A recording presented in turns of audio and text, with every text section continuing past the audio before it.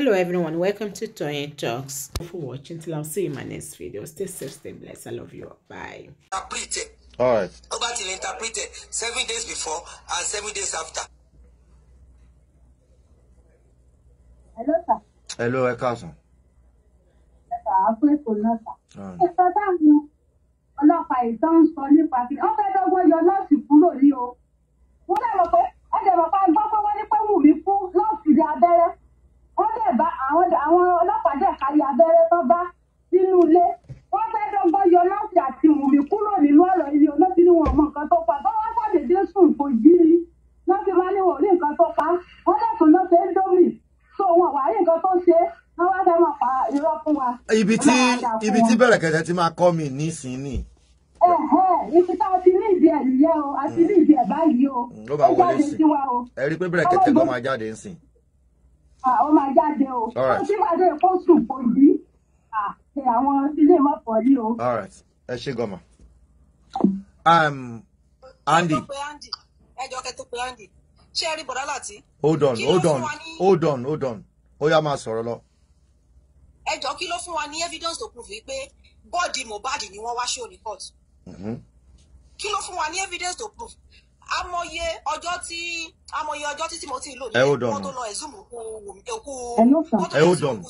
Hold on. Ó dẹ̀ lọ bí ọdún kan. Ó ń fa kéèsì lọ bí ọdún kan tó rí autopsy ṣe. So why now tí wọ́n fi wá gbé fake wa tó sọ pé òkú Muhbad ti jẹrà wọn ò rí nǹkan kan. So kí ló fún wa ní evidence to prove pé kì í ṣe fake, kì í ṣe òkú olóòkú tó ti jẹrà ni wọ́n gbé wá. Òkú tó gbé wá yẹn kò kì í ṣe òkú Muhbad. Òkú tó wá fi hàn ní kóòtù yẹn kì í ṣe irọ́ táwọn ọlọ́pàá kà lọ́jọ́ yẹn, irọ́ yẹn náà ni wọ́n tún wá kà, kì í ṣe òkú Muhbad náà wá fi hàn wá.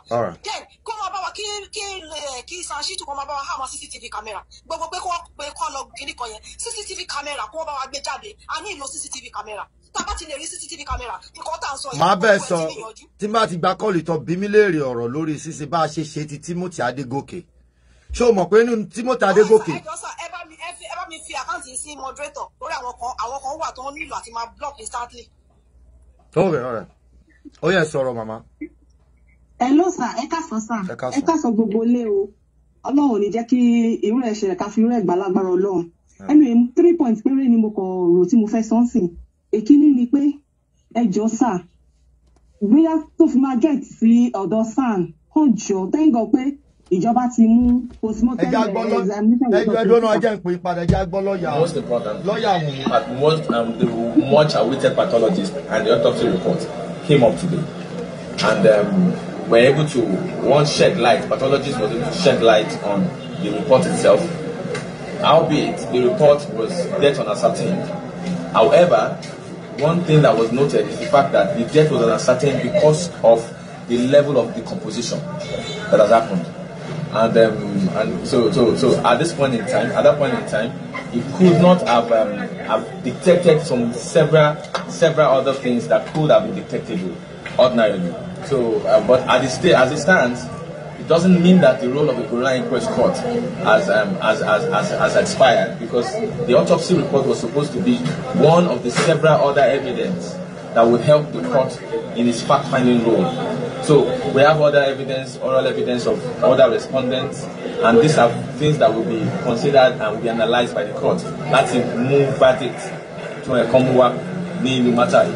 Nípa wo lẹ rò pé irú àbọ̀ ìwádìí tí ẹni tó ṣàyẹ̀wò sí òkú yẹn, àbọ̀ ìwádìí tó mú wáyé tó ní wọn ò rí kókó ohun tó pa Muhbad, nípa wo lẹ rò pé máa ní lórí àwọn olólùfẹ́ Muhbad, àwọn ọ̀dọ́ àtàràlù tí wọ́n retí ìdájọ́ òdodo lórí ikú yìí? No, unfortunately, the fact that remains that it has not been compromised. The autopsy report is yet expose the fact that the death is undetermined does not mean that the report does not mean that the fact-finding role of the court has been compromised. No, there are two things. As I said, aside reporting, other variables were before the court for the court to analyze the matter itself and to come up with its fact-finding verdict. There are other things. So, the report will show before the pathologist gave his report, he mentioned that sometimes a percentage of 2 to 3%. There's a percentage of 2 to 3% that sometimes reports might be uncertain due to factors not within the control of the state of the pathologist. But factors, especially when he specifically stated that factors that had to do with the composition of the body. He's mentioned the body organs could have been taken between 12 to 24 hours. 12 to 24 hours. And could have, if it was exhumed at that point in time, the report could have shown evidence because the body would not have decomposed. But you cannot help an unbound body that decomposed. And it's science. It's science. So it does not vitiate or it does not render the effort or the ongoing coroner inquest invalid. It doesn't. Nǹkan bí oṣù mẹ́jọ ló ti ń kọjá lọ báyìí ní ẹ̀yìn tí Muhbad ti kú. Ǹjẹ́ yóò rò pé àkókò tó gùn jọ̀rọ̀jọ̀rọ̀ yìí tí ìwádìí sì ń lọ lọ́wọ́ tí ó ti sí gbẹ́jọ́, ǹjẹ́ rò pé ìyẹn lè mọ̀ káràlú ní kọ́sọ̀ ìgbẹ́kẹ̀lé nínú ọ̀rọ̀ yìí? There is a process. The legal process is a process. It is not an automatic thing. It is a process and a procedure that has to be followed. So, contrary to what people expect, we will not just come to court today and get judgment tomorrow. There's a process. So people should learn to wait for the process and trust in the process. There's no need going back and forth and having disbelief in the process that you want judgment to come out from. So I just want to let the public know the matter is still ongoing and we are tilting towards the end. We are making progress by the day. The pathologist has come today. It has removed the fact that we have not heard anything about the report, like people have been saying before now. The report has been given. The fact that the report did not show anything does not remove the fact that the report has been given. It's fact. Okay. Kan náà àwọn tó ṣe tó súnmọ́ olóògbé tímọ́tímọ́ kí lè rí sí àwọn ẹ̀rí tó jẹ́ ní kóòtù lẹ́nu ìjọ pèsè ẹ̀rí tàbí ìrànlọ́wọ́ kan jẹ́rí kókó kan dìmú náà tó sọ. It's very explanatory and it's very elucidating too. Torí pé ó ti fún wọn ní much more insight. Because we have had several other respondents before the court. His testimonies to have come to corroborate some of the facts that have been spoken, that have been given before, and has come to also control some of the facts that have been presented before the court. And I said something. All of this evidence was subject to analysis by the court. It's all before the court. The court is a court of record. So all of these things are records before the court. So at the point that the coroner inquest court will give its verdict, all of these factors will be considered. And yes, some of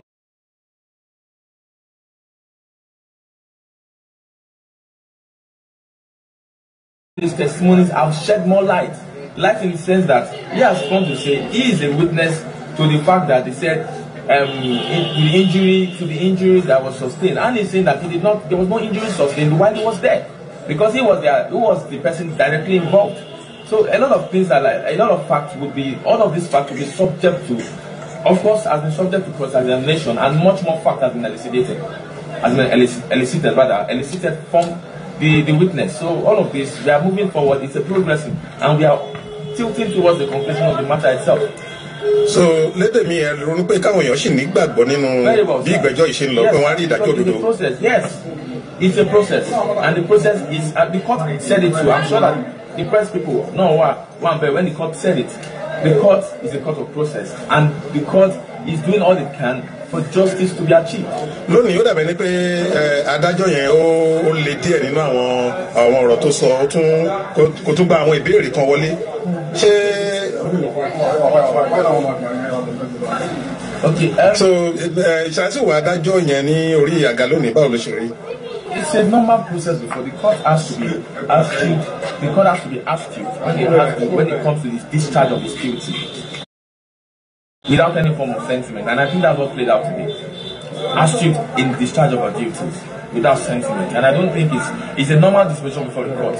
If we are used to being before the court, we understand that this is a court situation. To be straight and to be fair, especially in a matter as sensitive as this nature, the court has to be very, very astute when discharging his duties. Tí ilé ẹjọ́ tó ń ṣèwádìí parí ìwádìí tiwọn, kí ni ìgbésẹ̀ tó tún kàn ní ìlànà òfin? Yes, the verdict will be submitted, and if need be, that persons will be charged with the high court. Sure, it would. It continues. It's a continuous process. It's a process. It's a continuous process. Yeah. Okay, sir. Okay, nípa àwọn items tó ń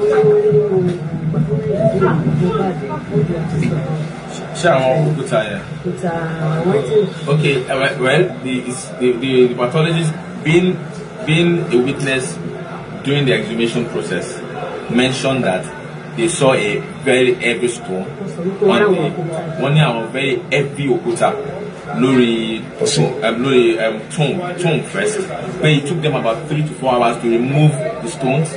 When they also exhumed the body, they saw a very heavy stone on the coffin too. So he said he doesn't understand what it means. But he just stated what he saw.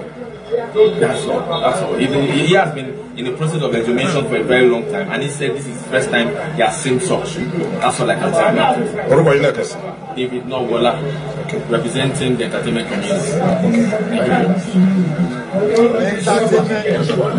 Entertainment community. Entertainment community represents entertainment community.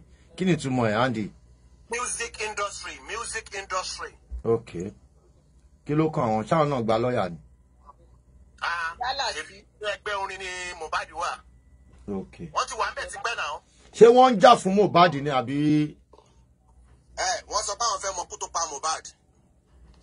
Okay. All right, now back to business.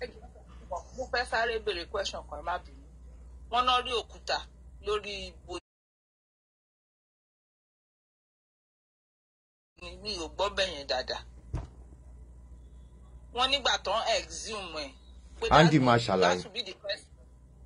Tán rí òkúta. Ẹjọ́ yẹn ni mo kàn ní ṣe sáré béèrè. Andy, kí ni wọ́n mean?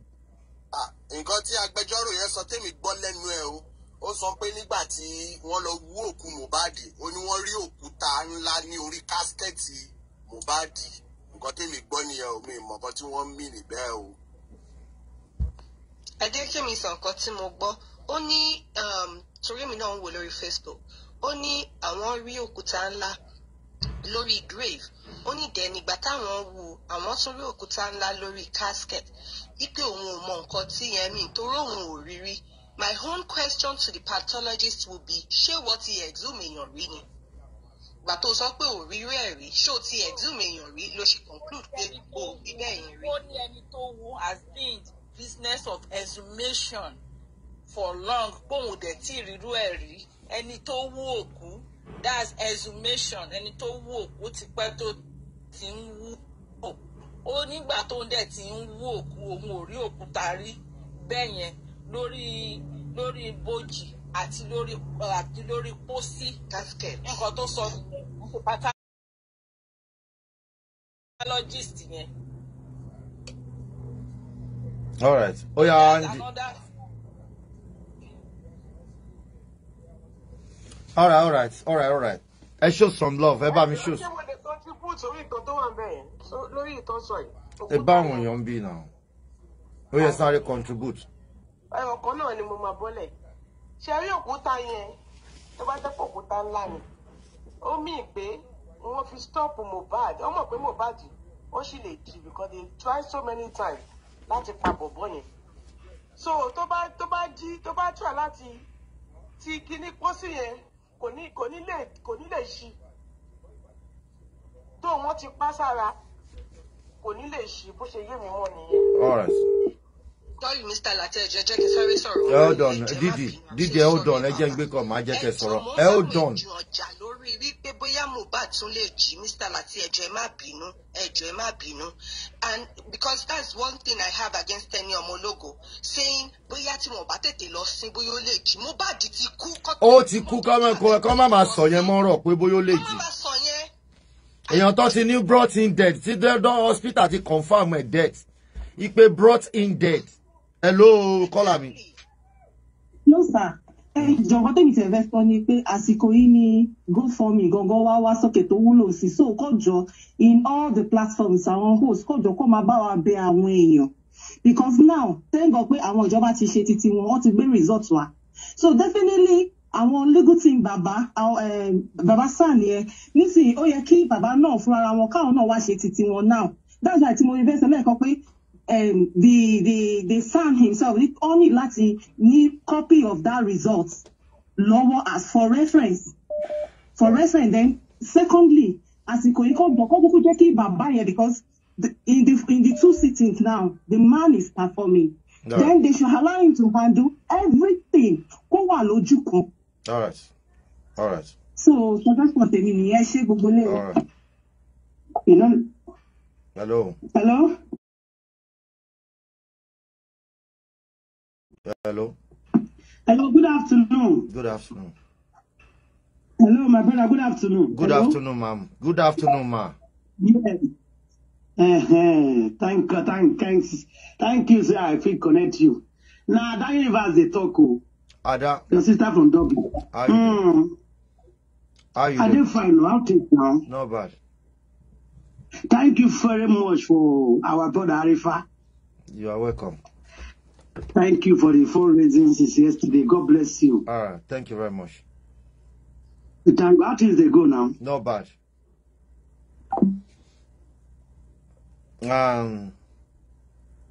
Into the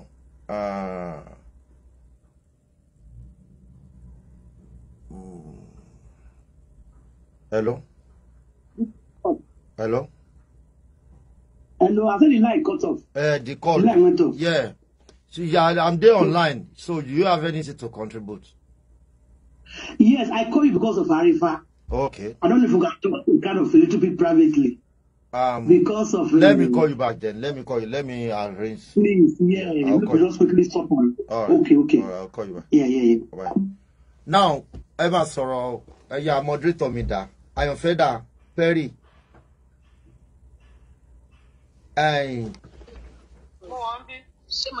Andy ló fẹ́ sọ̀rọ̀ Andy. Ó yá sọ̀rọ̀ Candy tó sọ̀rọ̀ tó ló fẹ́ fàjà. Inú bí Andy lọ́wọ́lọ́wọ́ báyìí. Ṣé rí ọ̀rọ̀ òkúta? All right. Òkúta arabarí bí tìyẹn. Ọ̀rọ̀ òkúta yẹn, ọwọ́ Wùmí náà láti béèrè. Toró wà bẹ́ẹ̀ nígbà tó ń sin ọkọ ẹ̀. Ṣé ká sọ pé ara ètùtù tó ń ṣe nítorí kóòtù ní bá yín sọ pé ètùtù ni Wùmí mọ̀ ó mọ̀ tún mọ òkúta yẹn. Wọ́n gbòkúta lórí òkú ọkọ ẹ̀, ó dẹ̀ gbé lọ́kọ ẹ̀. Wọ́n tún gbòkúta sórí grave ẹ̀. Wùmí ò ní jèrè wà láìdàlà. Kò sí bó ṣe lè ṣe tó. Wàá ru ẹjọ́ dọ̀run àpáàdé Ọlọ́run aláàmú bọ́ lágbára Ọlọ́run lágbára ìṣẹ̀dá Muhbad. Mo rojọ́ dọ̀run àpáàdé ni wàláì.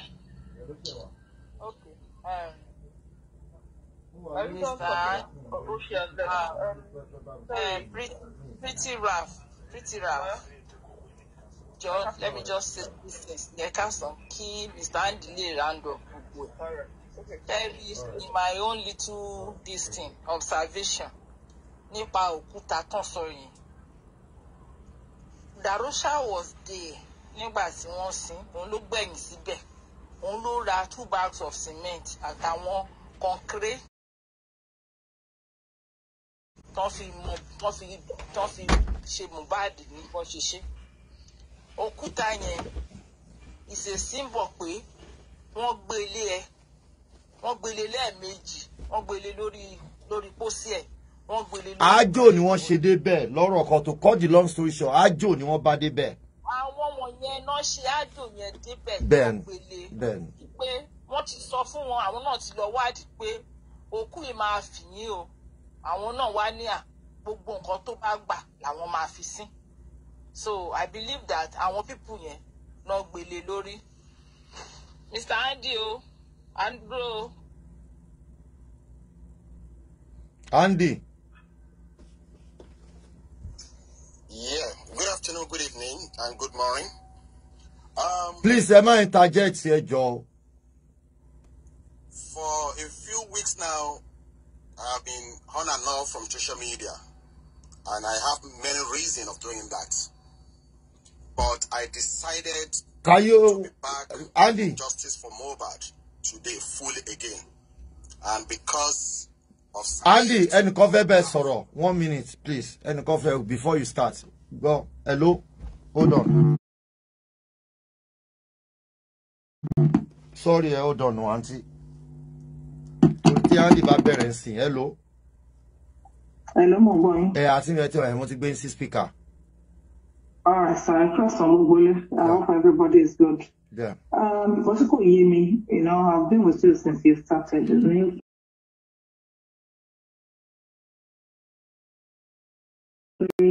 Ṣé òkú Muhbad ti wà decomposed kó tó di pé wọ́n exhume ẹ̀? Báwo ló ṣe gbé kúrò ńbẹ̀?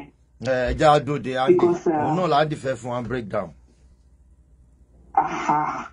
Because tí ó bá jẹ́ bẹ́ẹ̀, a ní chance láti sue àwọn tó whosoever is in charge. Sherry resort talker yẹn. Sherry resort talker yẹn. Èmi put it simply is a fake resort. Fake and arranged. Fake and arranged resort. $100 years, well, like 120 years ago, go to this skeleton.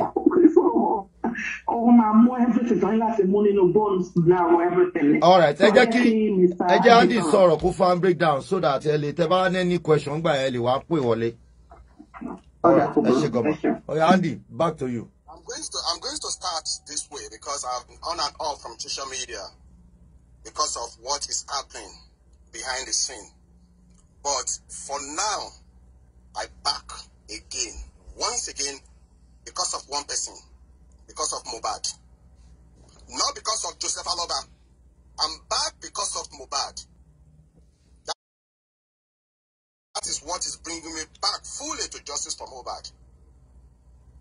Before all the group was being dissolved, Wahab Shitu have requested for the paternity of that innocent boy. He said, and I quote, he has interest on that paternity boy. And for Wahab Shitu to said or to told Joseph Aloba that he has interest in that paternity, he knows what he was saying then. Now, why? We've tried Barrister Odumosu. Now, I'm not here to come and blame Barrister Odumosu. He has done his part. But now, what was the reason we hired Sanshitu? Because we think that, oh, the way things is going, we need somebody that is more powerful than the barrister. Now we've got Wahab Shitu. Why do you continue with Barrister Odumosu? And we are seeing the second time this Wahab Shitu have been on ground. This is part of what we are asking for. That we want a son or a barrister that is going to be on ground. And we have seen the action of Sanshitu today as well. A lot of questions was being asked through him. He doesn't give a fuck. Sorry for my language. You understand me? And in God don't move Wahab Shitu. Don't bury for paternity or one interest in paternity or my. Why are you not giving him all what he needs to seek for justice for Muhbad? Why are you now saying, FF 40, FF 50? Why can't you give everything back to Sanshitu? Why are you now dividing shortlist? Why? If truly we want justice, all these jobs should be given to Wahab Shitu. All these jobs should be given to Wahab Shitu. That is the reality. If Joseph Aloba, the father of the demise, wants true justice for his son, all these jobs should be given back to Shitu. Period. Because now, Prime Boy, one of the witnesses, have made us to realize that that very night, to early hour on Monday, Muhbad called the innocent child bastard Omwali. Yorubani Bubuwa. And Prime Boy have put more light to it, to us. Ibanu Mubaisun, and Menu Mubaisun.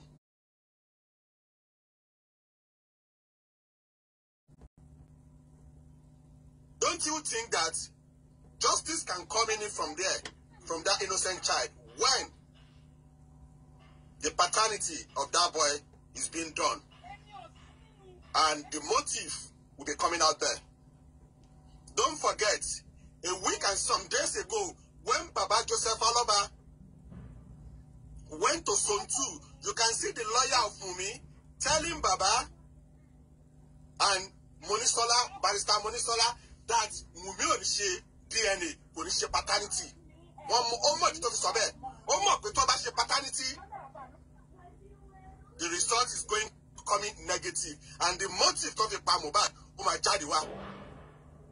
Ìtúrẹ̀ ló ṣe emphasize pé kò ní ṣe, but àwọn máa sọ fún wọn pé ó máa ṣe. Tí wọ́n bá hand over case paternity yẹn, tí wọ́n bá hand over ilé Sanshitu lọ́wọ́, Wunmi máa ṣe paternity yẹn. Ó máa ṣe. Even though tó bá gbé barrister Odumosu ló wà ní grand lọ́jọ́ yẹn, lọ́ọ̀yà Wunmi ò ní ṣe bẹ́ẹ̀ sọ̀rọ̀. Please, everybody, we should stand with Sanshitu if truly we don't want our 8 months to be wasteful in this justice for Muhbad. We should come out, every one of us. We are close to 900 here. We should come out, start typing Sanshitu. That is what we want.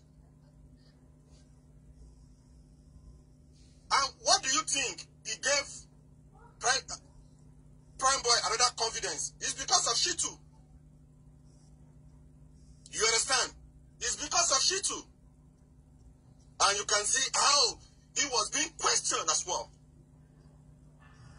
We want Sanshitu to take over the whole case.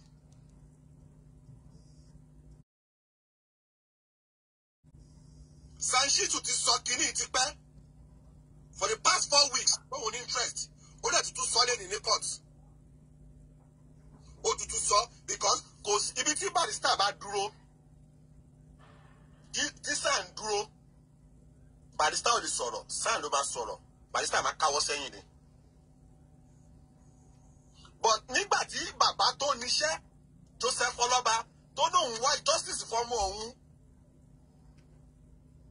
tí ó gbé iṣẹ́ yẹn fún Sanshitu kò sí nǹkan tí Sanshitu lè ṣe o ó kàn máa fẹnu máa sọ ni o bóun ní interest nínú ẹ̀. Now bàbá Joseph Aloba bàbá Mohbad should now stand up and that paternity should be given to Sanshitu. And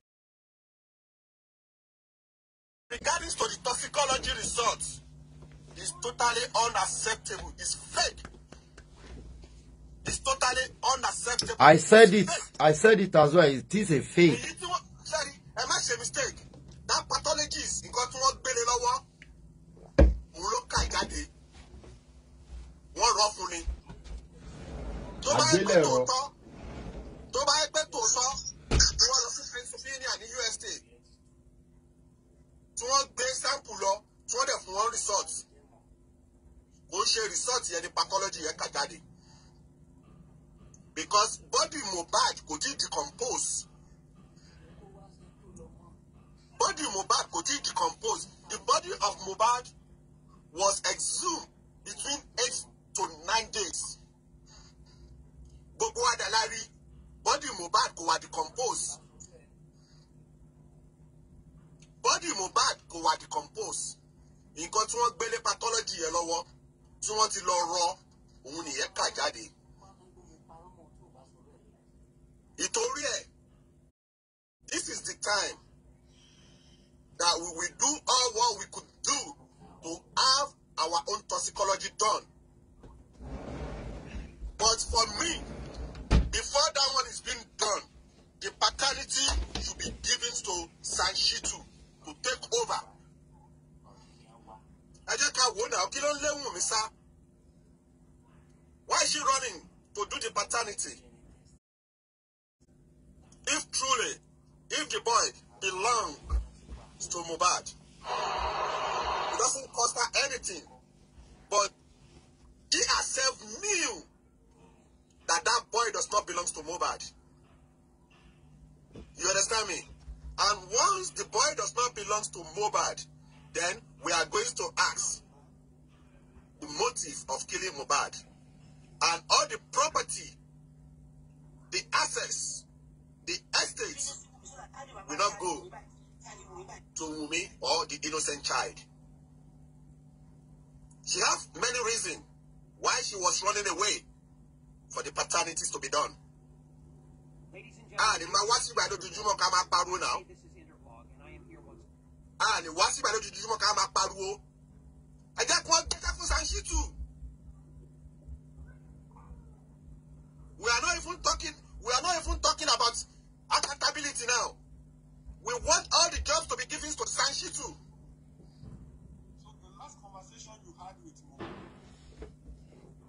That should be our focus now. What believe pé tí wọ́n bá gbé Mr. A, tí wọ́n bá gbé Ferran, tí Westo wà on the run, kò ní see anybody tó máa lọ sí court irọ́ ni wọ́n pa. They just want to silence justice for Muhbad. And we are not going to take that one from them. It's very simple. Can we please, let's rally round with Sanshitu, Wahab Shitu. Ati elo Google now. Elo wo se ti Shitu ti se now. I want two appearance here, the Coroner Inquest.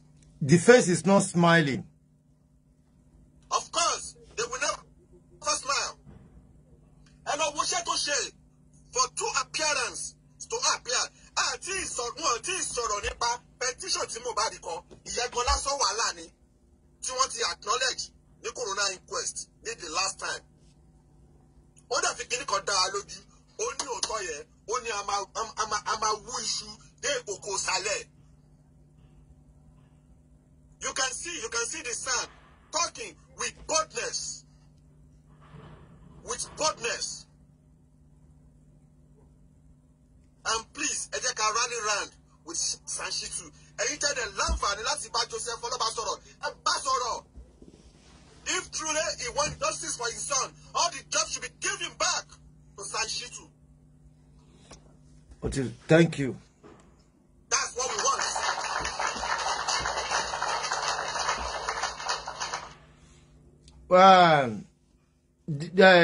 Didi, je vais sọ̀rọ̀ kí n tó lọ sálẹ̀. Didi. Hello, sir. Yeah.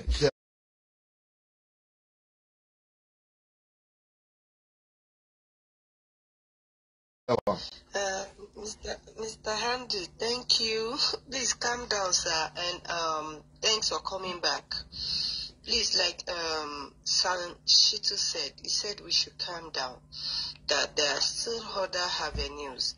Please, I know you are hot. You feel we are not getting it right in some aspects, but please calm down. Thank you. And what I want to say right now is with what we heard from Babashitu, that's the son, we should have hope and let our spirits calm down and keep praying. Like he said they've not been interrogated, the pathologists, and there are other things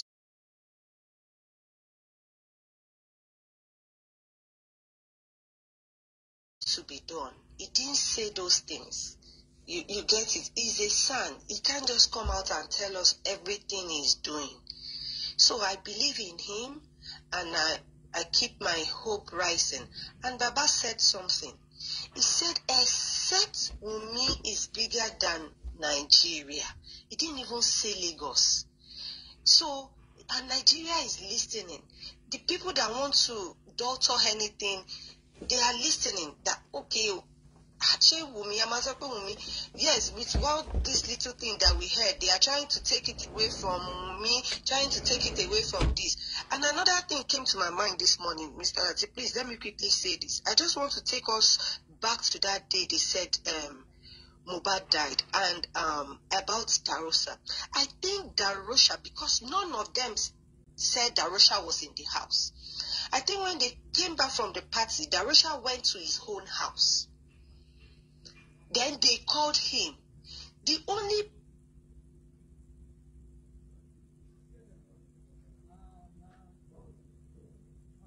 sorry, Madam Didi, that was what we read on CCC. So we don't know whether Darusha is at home. That was what we read, that they called Darusha. So okay, understand. Sorry, who dropped our network? Can you please make a request back? Thank you. Sorry, Antibala, are you there? Antibala? So this one, because this one doesn't have... Antibala, sorry, can you please mute, please? Madam Oladara. Terry, àsìkò yìí, I need the Sanshitu bí àǹtí ṣe sọ. Bẹ̀rẹ̀kẹ̀tẹ̀ máa resume báyìí sí náà. Kó resume kó ṣàánú wa kó ẹ̀wọ̀n ẹ̀jẹ̀ ti fẹ́ gbẹ lára mi kó ṣàánú mi o. Ara mi ti ń gbóná. Ara mi ti ń gbóná fún ìkàkùkà tí wọ́n lọ kà. Ṣé ẹjọ́ mo ní question kan ṣé wọ́n gbé òkú lọ sí kóòtù mi? Kí ló dé? Nígbà tí ẹnìkan sọ pé òkú Mohbad kò náà gbé wá síbẹ̀ ṣé gbé òkú lọ sí kóòtù? Fọ́tò ni ẹ mọ̀ pé fọ́tò. Náà kọ́kọ́ sọ́kọ̀ yẹn ti bọ́ lánàá. Pé ìkọ́kọ́ sọ pé bọ́dì Mohbad kan ni wọ́n ń ṣe. Bọ́dì Mohbad kọ́ o. Hello. Hello. One house. Yeah, all right. This point, maybe today. At this point, today, sir, me believe we pay anybody, and I mean anyone, to stand against this justice. Oba Shitola Tibaloni. See, Oba Ka Awata Muhbad Narabele. I think it's the right time. Keep going to host a bit more. The reason Kafigba Sancheto is because he's competent enough to undo everything. We're talking about his son. And one Jackie barista, Koma Shishe, his son Majoko, Oyemine, Tisha Walori Duro, Omo class Joko. Abi Boya Furawo. Bawoni, if anybody Sancheto today want to handle everything for the guy. And if that is not the case, we are using this medium to call on Mr. Aloba. I have no business with Mwewa. I have no business with whosoever. We have business with Baba Aloba to stand direct with people who want justice for his son. And if he cannot do the needful and let his voice be heard at this point, well, we're playing game. Koshomoni kolano si jori ati no ara. Àwọn ẹlòmíì ti kó sí trouble níbi iṣẹ́ níbi tó ga sí mú wọn nítorí fi ń gbọ́ bó ṣe lọ pẹ̀lú ọ̀rọ̀ Mohbad. Ọ̀pọ̀lọpọ̀ ti bájà nínú ilé. Ọkọ ní òráyè ló rọjú fún àwọn ọmọ ẹ̀ ló jẹ. Ọ̀pọ̀ ló ń lóògùn sùn, ló ń lóògùn kó tó sùn. Ayẹyẹdà, so you cannot do this to us. Àwọn alála fẹ́ ṣì tù ẹ̀dẹ̀ ti fún wa nìyẹn. Let us handle everything, please. Please. This is only the only place if it's only first lele. Share gbogbo champions to work out for lele. That percent dani gbogbo e wa fún. Ṣé wọ́n fi pé pathology to read out to say resort out òun nìkan the whole pathology the whole Nigerians. Well, so this case is a global case. We will get people who is fit enough not to read and reread what they wrote. If truly Mohbad body no one go after one. So bad that he Joe, wala ni. You know, number lastly, some more lórí mo bèrè question lọ́wọ́ ọmọ tó bá bàbá tọrọ pé wípé so kí ló ṣẹlẹ̀ pẹ̀lú Brekete. Only Brekete is very much involved. Of course, ó máa ṣe resume báyìí sí. Yeah, only because bàbá a petition bàbá Kúdà Rosha. Anytime no lè pe bàbá ó ti lè travel. Oshugo, any town now is 100% committed just for people to be at peace. We're on the right track. Like you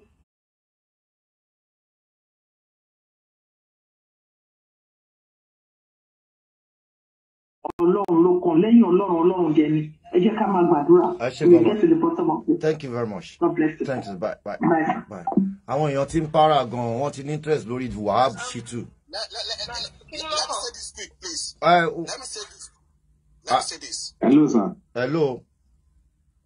Ẹ̀sà ń fẹ́ kẹ́ sọ nípa Adégòkè yẹn. Ẹ fẹ́ sọ lẹ́ẹ̀kan ẹnìkan kọ́ọ̀tì bẹ́ẹ̀kẹ́ tàkàtà sọ nípa ẹ̀ṣẹ̀ program ní báyìí ṣe autopsy everything yẹn. All right. Bẹ́ẹ̀kẹ́ sọ sà. Àwọn èèyàn. All lè lẹ́ni. All right. Oh yeah, Gandhi. Yeah, let me quickly say this. One, before Famiwa dissolve all the group, this money that Joseph Aloba is using, this money is coming from the public. It's not from Aloba. It's coming from the public. It's we, public, that we are donating this money. And we shouldn't forget, 2.8 was given to Barrister Odumosu for the paternity. You understand me?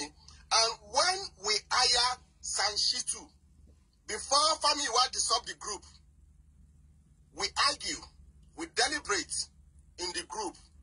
And what we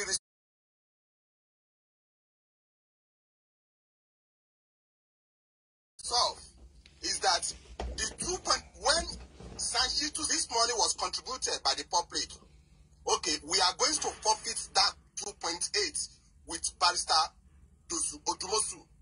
You understand me? That this money was contributed by the public. Well, we are going to hand over this case of paternity to Sanshitu. That is what we agree on. You understand me? Because we naked Famiwa during the group meeting. You understand? And now, after he dissolved all the group, what happened? The case now went back to Barrister Odumosu. That's a red flag. That is a red flag. That is a red flag. Because we've all deliberated that, okay, let's just forfeit this 2.8. And this paternity, especially when Sanshitu said he have interest on this paternity, let it go. We will explain to the public because we've hired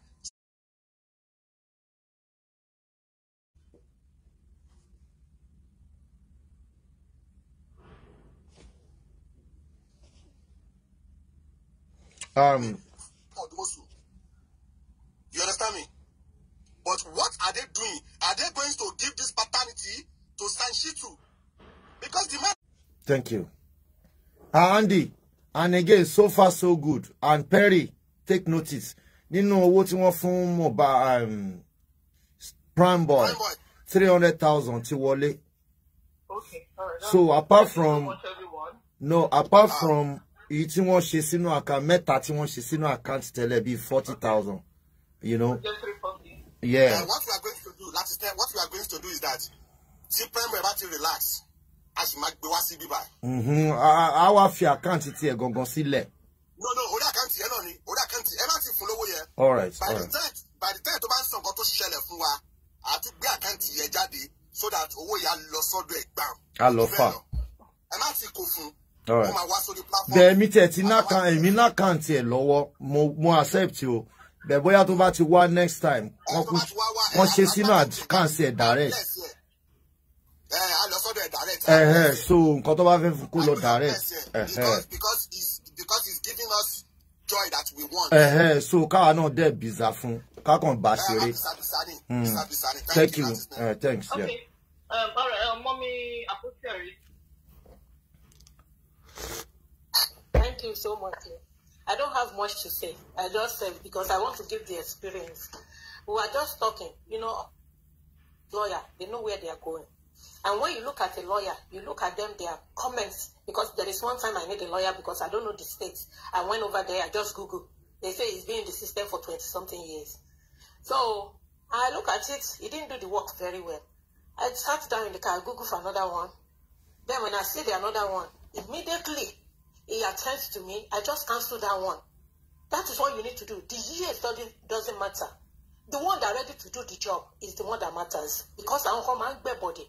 And the one I pick, what I want immediately, within 3 days. And this one was giving me wrong, the one I got was giving me wrong thing. And this one that, I was looking at it like, I'm giving this man money. It's not easy. I pay you 2,500 immediately, almost 5,000, and you are still telling me you're just going to have 10 minutes to talk to me on the phone. And when I went to the comments, it's the same thing everybody said about him. I called them, I say, I'm withdrawing. Then immediately I get the second one. The second one tried, but it close to the weekend. And but behold, the day he gave me, say, that day will be settled. That is the day. And I read all his comments. People were beating their chests. People were posting their pictures saying, yes, this man, he will do it. He will do this. He will irritate the judge to the extent that they don't have choice to listen to him. That is the lawyer we need. In Nigeria, I don't know their work, but what I want to say is that this one that I had, he told me, he said, this thing, we will not measure it. But the last minute, that is what we use to counter the opponent. You know, they may have their reason and heading it to fight this thing. This is Coroner Inquest. The lawyer might not say all what he wants to say, but they are waiting for the judgment day, you know, when they take it to the court. Because they have evidence. They know where to tackle them. They won't be able to answer. And the way I look at it, the spirit was telling me, I was listening. He said, when they take that case away from Lagos State will tell whoever is behind the CY, say, we have tried. There is nothing we can do. And they will be taken over from Abuja. They cannot go there and start saying they want to do anything. They will not leave CY to our own problem. I'm telling you, you guys will see it. Because they are doing Coroner Inquest, they hold Lagos State, they don't do it, they don't present Lagos State as a good state for what they are doing right now. The justice must supposed to be, even in Ikorodu right here, in Coroner Inquest, because that boy came from Ikorodu, it is supposed to give him the right judgments. But they didn't give it to him. At the end, you guys will see that Lagos State will remove their hand. They will tell whoever is behind, say, we have tried, but there is nothing we can do. We tried. And judgments will come. Because all these lawyers, they have their own evidence. The only thing, like what my brother Andy said, whoever you know that is ready to do the work and lay his life, that is who you give it to. Because I want people you only know, by the time they start giving them money, they buy them, they will shut up.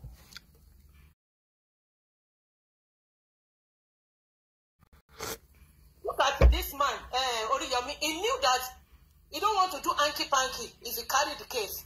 And the people are there were telling him he should not talk. That's why he withdrew. Instead of, tarnish his own image or integrity, he said, let me put my hands. That is what it is. Brekete is there. Brekete already swear with his life. So I know something is going to come. And what we need is money. I don't want us when we are contributing money, when they are doing this. Some people will say they want to do accountability. What do you account for? Go and do the accountability in your house. Why are you after the public money? When they say they want to give a money, it don't matter how much they if that person needs 10,000 and they contribute 100,000, because that is the reason we put it up. Give me the 100,000. We don't need to be crying and whining over money. And you did not put it down. That is our problem.